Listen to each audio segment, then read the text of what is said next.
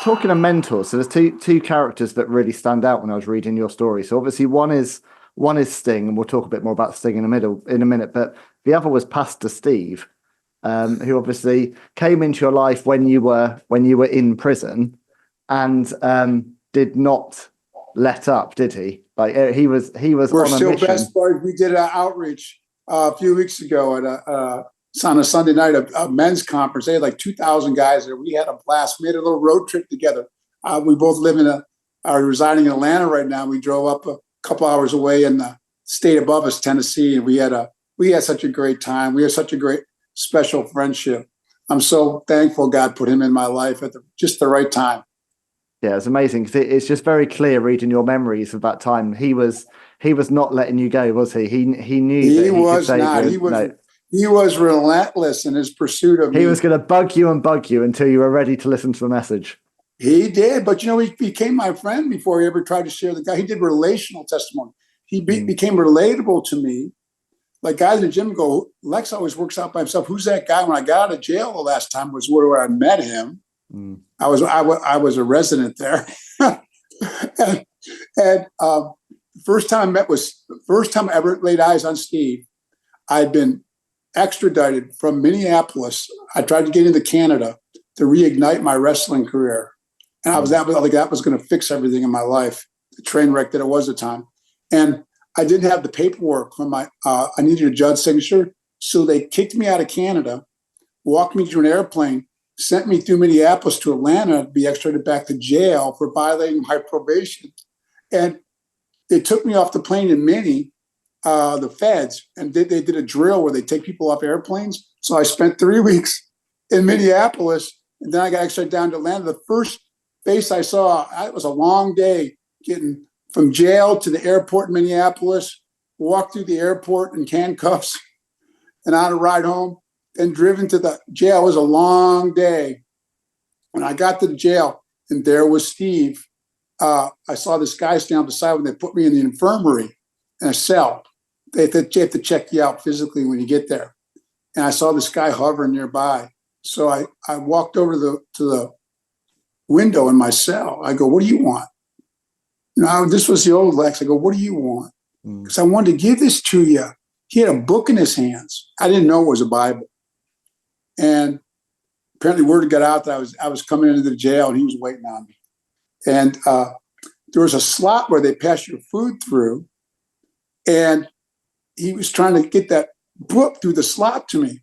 I was in such a bad mood. I almost slammed the metal slot thing down on his hands. And I didn't, but I took the book. So it was a Bible. I actually threw it in the ground across the jail cell. So that was our initial introduction.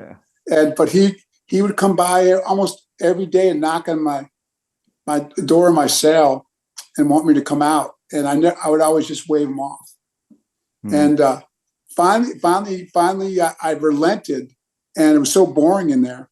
But he didn't try to share the gospel with me. He just talked about life and things, and snuck me some peanut butter packets because I was so hungry. I was the big Lex back then. I was starving in there on a couple thousand calories a day. I was like so hungry all the time. And he ended up tracking me down. And there's Atlanta, Georgia has more gyms per capita of any city in the country at the time. Wow. Okay. I don't know how he found me. God led him to me. He found me at the gym I worked out at and asked me if I'd work him out. And so I figured I'd chase him off you know the story. I was going to chase him off doing squats and lunges. I couldn't get rid of him. Fast forward, you invite him to church. I go, "Oh, here we go." I went on a Sunday night on April 16th of 2006. I got so convicted. They did Sermon on the Mount. Dr. Frady became my earthly spiritual father.